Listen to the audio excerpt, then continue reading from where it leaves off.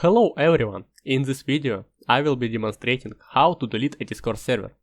If you've created a server that you no longer need to use, you may want to delete it. It's a straightforward process and I'll show you how to do it step by step.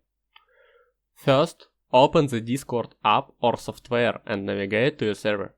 Next, look for the three dots located next to the server name and click on them. This will bring up a page with several options.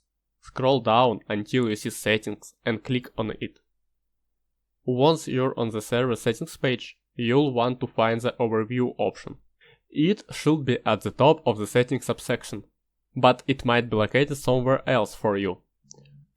When you locate overview, scroll to the bottom of the page and you'll see an option that says delete server. Click on it.